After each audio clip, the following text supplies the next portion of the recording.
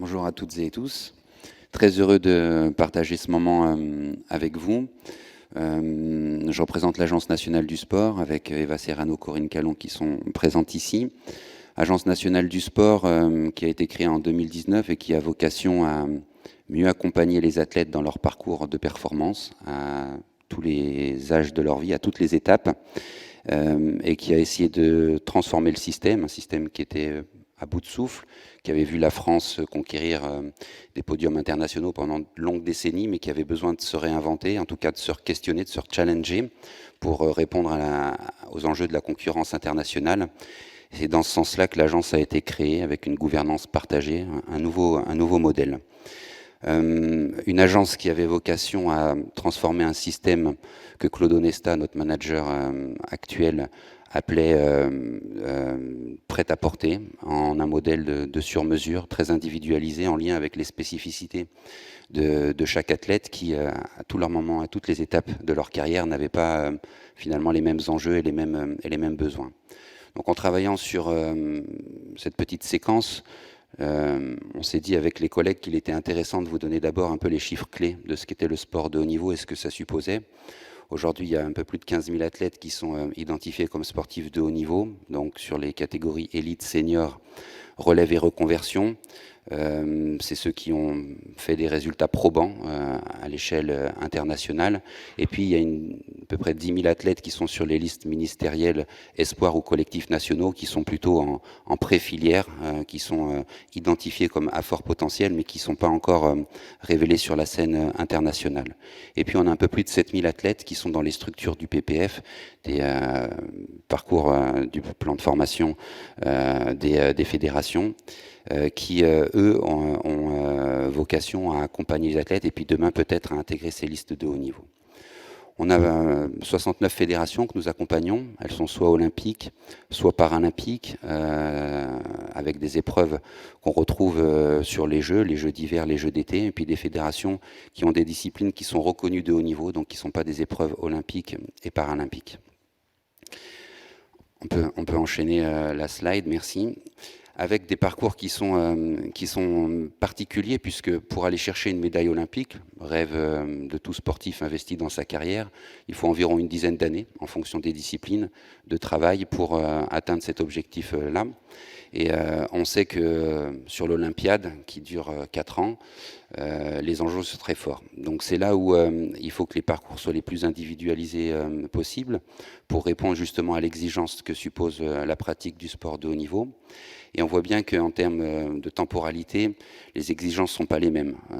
Entre 10 et 18 ans à peu près, on va être plutôt sur les compétitions espoirs juniors, avec des championnats d'Europe qui vont nous mettre dans le bain, si j'ose dire, et avec des volumes horaires d'entraînement qui peuvent être conséquents en fonction des disciplines.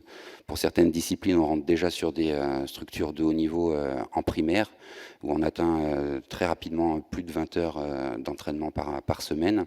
Et plus on se rapproche de l'excellence, et plus on avoisine facilement 30 heures d'entraînement hebdomadaire, en plus évidemment du parcours scolaire ou universitaire de chaque athlète.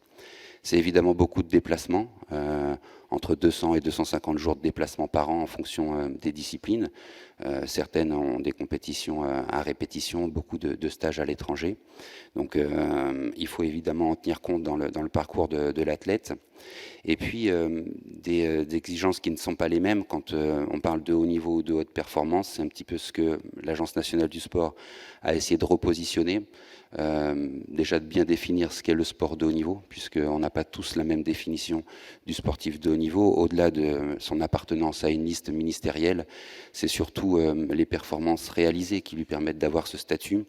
Et donc si on parlait de haut niveau de manière un peu générale pour tous les sportifs listés, l'Agence nationale du sport a parlé de haute performance, et donc des athlètes qui sont dans le top 8 mondial et qui pour le coup ont des besoins bien plus spécifiques que d'autres athlètes par rapport à l'exigence et à la qualité quotidienne dont ils ont besoin pour atteindre les enjeux qu'ils se fixent.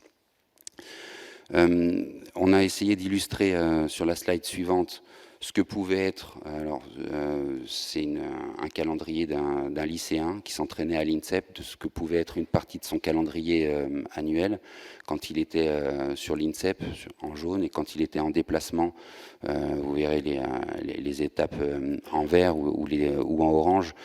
Ça montre que annuellement, il est beaucoup sur les routes.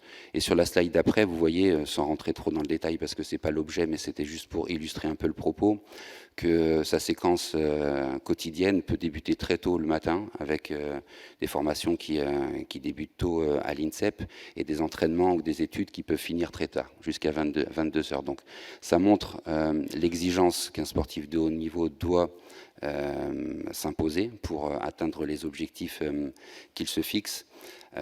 Et on s'est très vite rendu compte que c'était finalement la colonne vertébrale de la réussite dans le sport de haut niveau, que de trouver des dispositifs qui permettent de s'adapter à ces contraintes-là. C'est-à-dire que souvent et pendant longtemps, on a essayé d'adapter les séquences d'entraînement aux besoins de l'athlète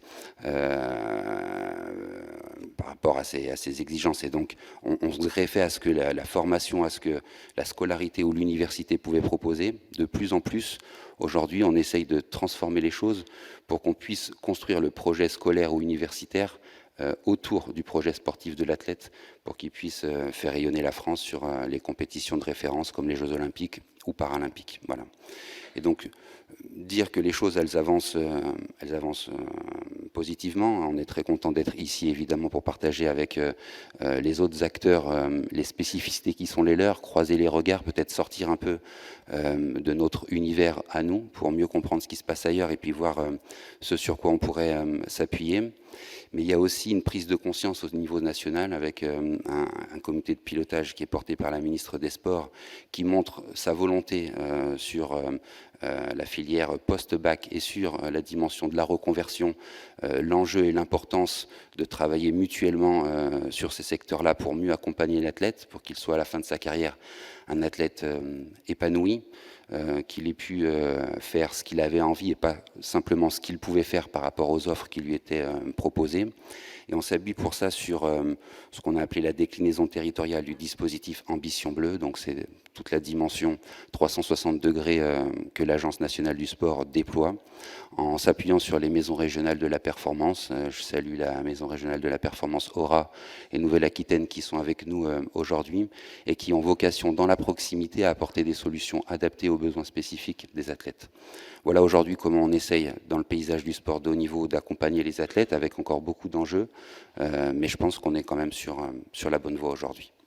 Merci Yann. Alors finalement, si je résume un petit peu, on a du calendrier décalé, y compris pour les examens, du distanciel parce que entraînement des fois dans d'autres régions du globe.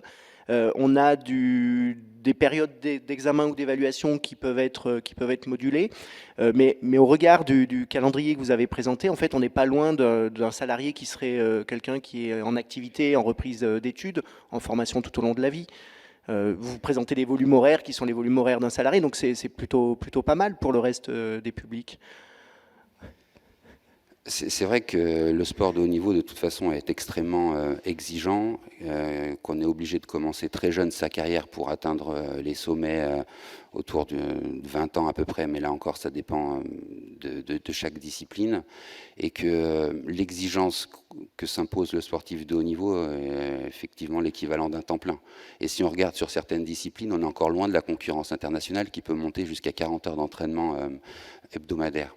Donc il faut trouver effectivement les bons équilibres dans un parcours de vie, dans ce projet de vie, pour que l'athlète puisse à la fois être épanoui dans son projet sportif et à côté de ça, qu'il puisse aussi s'assurer une reconversion professionnelle de qualité, puisque la plupart des sports, et même la grande majorité, sont des disciplines amateurs où on peut vivre à la rigueur de sa carrière pendant sa carrière, mais après il faut absolument avoir un métier convenable. Et donc il n'y a rien de pire qu'un sportif qui a réussi sa carrière avoir que des regrets finalement, puisque pendant un peu plus de 40 ans, il va falloir derrière qu'il travaille et qu'au quotidien, il soit aussi épanoui que ce que lui procurait le sport. Donc ces enjeux-là, ils sont majeurs, ils sont au centre de tout.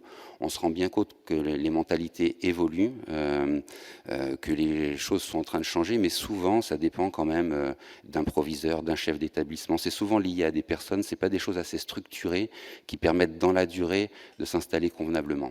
Aujourd'hui, les nouvelles manières d'enseigner, les dispositifs hybrides sont vraiment pertinents pour les exigences qu'impose le sport de haut niveau, notamment avec ses nombreux déplacements, mais surtout avec des adaptations nécessaires tout au long du calendrier. Les sélections, quand on passe un tour, quand au contraire on est disqualifié et qu'on revient à la maison, les séquences annuelles où on peut se concentrer un peu plus à notre formation professionnelle, elles ne sont pas régulières. Donc cette adaptation, elle est nécessaire dans les exigences du sport de haut niveau, elles sont nécessaires aussi dans les enjeux de formation.